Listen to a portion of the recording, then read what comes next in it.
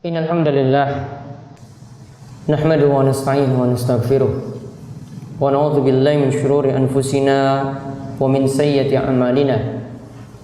May yahdihillahu fala mudilla lahu wa may yudlilhu fala hadiya lahu. Wa asyhadu an la ilaha illallah wahdahu la syarika lahu wa asyhadu anna Muhammadan abduhu wa rasuluh. Allahumma shalli ala nabiyyina Muhammad wa ala alihi wa man tabi'ahum bi ihsanin ila yaumiddin. Qala Allah Ta'ala fi kitabil karim, ya ayyuhalladzina amanu taqullaha haqqa tuqatih wa la tamutunna illa wa antum muslimun. Wa qala ta'ala, ya ayyuhan nasu taqu rabbakum alladzi khalaqakum min nafsin wahidah wa khalaqa minha zawjaha wa batsa minhuma rijalan katsiran wa nisaa'a wattaqullaha alladzi tasaaluna bihi wal arham innallaha kana 'alaikum raqiba. Wa qala ta'ala, ya ayyuhalladzina amanu taqullaha wa qulu qawlan sadida yuslih lakum a'malakum wa yaghfir lakum dzunubakum wa may yuti'illaha wa rasulahu faqad faza fawzan 'azima. Fa inna asdaqal haditsi kitabullah wa khairal huda huda Muhammadin sallallahu alaihi wasallam wa syarrul umuri muhdatsatuha wa kullu muhdatsatin bid'ah wa kullu bid'atin dhalalah wa kullu dhalalatin finnar. Amma ba'du, ma'asyiral muslimin, jamaah salat Jumat yang semoga senantiasa dirahmati oleh Allah Subhanahu wa taala. Kita bersyukur pada Allah Subhanahu wa taala atas nikmat dan karunia yang telah Allah anugerahkan kepada kita sekalian, sehingga di kesempatan Jumat kali ini kita masih diberikan umur panjang, masih diberikan kesehatan, dan Allah memberi kita taufik juga untuk menghadiri sholat yang menjadi kewajiban kita, yaitu sholat Jumat secara berjamaah. Mudah-mudahan dengan berbagai macam nikmat yang telah Allah anugerahkan, menjadikan kita sebagai hamba-hamba yang mau bersyukur kepada Allah Subhanahu wa taala. Salawat dan salam semoga tercurah kepada junjungan kita Nabi besar Nabi Agung Muhammad sallallahu alaihi wasallam, pada para sahabat, kepada para tabi'in, para tabi'ut tabi'in, serta para ulama, dan kepada orang-orang yang mengikuti Nabi SAW dengan pemahaman beliau hingga akhir zaman. Ma'asyiral muslimin rahimani wa rahimakumullah. Sebagai kepala keluarga punya tugas utama sebagai seorang pemimpin. Kepala keluarga punya tugas yang paling utama sebagai seorang pemimpin. Dan yang namanya pemimpin layaknya imam berada di depan dan menjadi suri tauladan, menjadi contoh bagi orang-orang yang ada di bawahnya atau orang-orang yang ada di belakangnya, itu keluarganya. Jadi kepala keluarga itu contoh bagi istri, kepala keluarga itu adalah contoh bagi anak-anaknya. Oleh karena itu, ketika kita memperhatikan diri kita supaya menjadi orang yang selamat dari siksa neraka, maka hendaklah juga kita memperhatikan istri kita dan juga anak-anak kita supaya diselamatkan dari neraka pula. Oleh karena itu Allah Subhanahu wa taala sebutkan dalam surat At-Tahrim ayat ke-6. Allah berfirman, ya ayyuhalladzina amanu qu anfusakum wa ahlikum nara. Wahai orang-orang yang beriman. Ini seruan dari Allah Subhanahu wa taala kepada orang-orang yang beriman. Wahai orang-orang yang beriman, jagalah diri kalian. Yang pertama, diri kita selamat terlebih dahulu. Jagalah diri kalian dan ahlikum dan keluarga kalian dari api neraka. Maka di sini kata para ulama, dikatakan oleh Syekh Abdurrahman bin Nasr As-Sa'di, ulama yang hidup meninggal dunia tahun 1956, artinya sekitar 70 tahun yang lalu, itu menyatakan bahwasanya ayat tadi itu dipahami ini adalah panggilan kepada kepala keluarga untuk memperhatikan istri dan juga memperhatikan anak-anaknya supaya diajarkan adab, sopan santun, supaya diajarkan, dibimbing dalam masalah ibadah, dibimbing dalam masalah agama, sehingga dirinya itu selamat. Namun kalau dirinya itu selamat, maka hendaklah juga dia memperhatikan keselamatan untuk istri dan juga untuk anak-anaknya. Jadi orang-orang yang di bawahnya dia juga memperhatikan keselamatannya. Oleh karena itu tentang ayat tadi kita dapat pahami bahwasanya kepala keluarga bukan hanya mengurus urusan perut, bagaimana istrinya itu bisa kenyang di rumah, anak-anaknya juga demikian terpenuhi sandang pangan papannya, namun juga memperhatikan dalam hal ibadah, dalam hal agama. Oleh karena itu tentang ayat tadi, para ulama seperti Ad-Dhahhak dan Al-Maqatil itu mengatakan haqqu 'alal muslimi ayyu 'allima ahlahu. Sudah menjadi kewajiban bagi seorang muslim dia memperhatikan anggota keluarganya. Min qurabatihi wa imaihi wa abidihi. Di situ ada anggota-anggota keluarganya dan juga kalau memiliki hamba sahaya. Ma faradallahu alaihim wa manahamullahu anhu. Hendaklah dia perhatikan, dia ajarkan tentang hal-hal wajib. Dia ajarkan juga tentang hal-hal yang Allah Subhanahu wa taala larang. Yang wajib dia arahkan, masalah ibadah dia tuntun, masalah sholat dia ajarkan. Yang haram-haram, perbuatan yang dimurkai, perbuatan yang dibenci oleh Allah Subhanahu wa taala, dia ingatkan keluarga supaya menjauhinya. Contoh misalnya, sebagai kepala keluarga hendaklah memperhatikan dalam masalah sholat. Coba perhatikan sabda Nabi SAW yang diriwayatkan oleh Imam Abu Daud dan Imam Ahmad, dan hadisnya adalah hadis yang sahih. Nabi SAW menyatakan seperti ini, muru auladakum bisolati wahum abna'u sab'i sinin. Nabi SAW katakan, perintahkanlah kepada anak kalian ketika dia usia 7 tahun, maka ajaklah anak-anak tersebut untuk sholat. Wadribuhum alaiha wahum abna'u 10 sinin. Dan ketika dia berumur 10 tahun, kalau dia enggan sholat, sudah sulit diajak sholat, maka pukullah. Namun tentu saja di sini pukulan yang diajarkan bukan pukulan yang sifatnya mengenai wajah, pukulan mendidik. Mungkin cuma sekedar ya mencubit badannya, ya dalam rangka untuk mendidik supaya anak tersebut bisa sadar untuk sholat. Maka sejak usia 7 tahun anak itu diajak supaya bisa sholat. Ketika usia 10 tahun lebih dipaksakan lagi, karena nanti akan menginjak usia balik, di mana dia itu usia dewasa.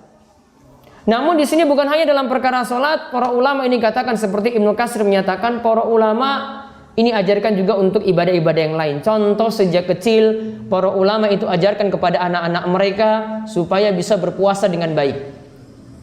Supaya bisa berpuasa dengan baik. Tujuannya apa? Biar nanti ketika dia balik, ketika dia dewasa sudah terbiasa untuk beribadah. Ketika kecil sudah diajak untuk sholat, maka saat dia itu balik, saat dia dewasa sudah terbiasa untuk sholat. Begitu pula diajarkan puasa tadi saat kecil, maka ketika dia balik, ketika dia dewasa sudah terbiasa untuk menjalankan puasa. Begitu pula kata para ulama, hal-hal yang diharamkan juga diingatkan kepada anak-anak sejak dini. Biar apa? Biar anak tersebut ketika balik pun sudah terbiasa untuk menjauhi maksiat-maksiat. Bagaimana dia ingatkan supaya anak tersebut tidak meminum minuman keras, apalagi ini biang keonaran di masyarakat, supaya anak tersebut ya tidak terjerumus dalam hal yang Allah Subhanahu wa taala murkai, atau dalam hal-hal yang sifatnya makruh. Dia ingatkan supaya anak tersebut terbimbing sejak kecil, sehingga ketika dia itu balik, Ketika dia itu dewasa, lebih terarahkan lagi dan lebih mudah lagi untuk diarahkan. Begitu juga seorang kepala keluarga bukan hanya membimbing anak-anaknya, dia juga membimbing istrinya, mengarahkan istrinya supaya bisa beribadah dengan baik. Salah satu contoh, kalau seorang suami punya kebiasaan untuk melakukan sholat malam, sholat tahajud, maka hendaklah dia juga membangunkan istrinya seperti yang Nabi SAW sebutkan berikut ini. Rahimallahu rajulan qama minal laili fasalla wa aiqadha imra'atahu fasallat. Semoga Allah merahmati seorang suami, dia itu bangun malam, sholat malam, lantas dia membangunkan juga istrinya. Dia bangun malam, lantas dia juga membangunkan istrinya. Fa in abat nadhaha fi wajhi alma. Kalau istrinya enggan untuk bangun, sudah dibangunkan ketika itu tidak bangun, maka hendaklah dia perciki dengan air pada wajah istrinya. Sebaliknya juga Nabi SAW katakan, rahimallahu imra'atan, semoga Allah merahmati para istri, qamat minal laili fasallat wa aiqadhat zaujaha fasalla fa in aba nadhahat fi wajhi alma. Fi wajhi alma. Kata Nabi SAW, dia bangunkan suaminya ketika dia bangun sholat malam. Ketika suaminya tidak mau bangun, maka ketika itu dia ajak, dia memerciki air pada wajah suaminya.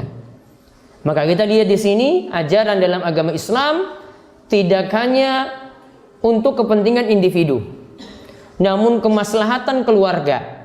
Seorang suami itu selamat, seorang kepala keluarga itu selamat, dia juga menyelamatkan istri dan juga dia menyelamatkan anak-anaknya. Ma'asyiral muslimin, jamaah salat Jumat yang semoga selalu dirahmati oleh Allah Subhanahu wa taala. Demikian khutbah pertama ini, aqulu qouli hadza wa astaghfirullah li wa lakum wa lisairil muslimin innahu huwas samiul alim.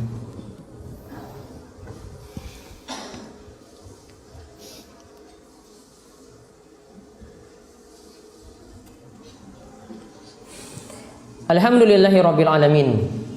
Wassalatu wassalamu ala asyrafil anbiya wal mursalin, nabiyina Muhammadin wa ala alihi wa sahbihi ajma'in.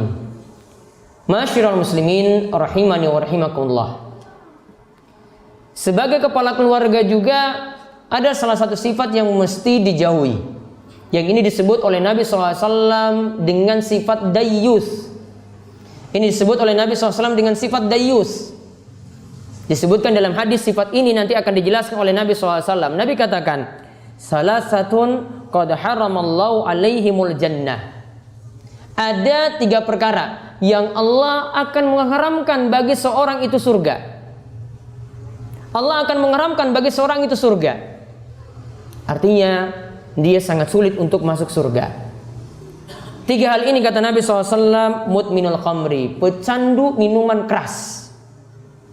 Yang kedua, wal'aku, yaitu anak yang durhaka pada orang tuanya, membuat kecewa orang tua, membuat orang tua itu marah, membuat orang tua itu bersedih. Kemudian yang ketiga, kata Nabi SAW, ad-dayyus, yaitu laki-laki yang punya sifat dayyus. Dayyus itu apa kata Nabi SAW? Alladzi yukiru fi ahli al-khubtha. Dia membiarkan kepada anggota-anggota keluarga, dia biarkan anggota keluarganya berbuat maksiat. Anaknya buat maksiat, dia diamkan. Istrinya berbuat maksiat, dia diamkan. Artinya tidak punya rasa cemburu ketika anak dan istrinya itu menyimpang, ketika anak dan istrinya itu berbuat dosa.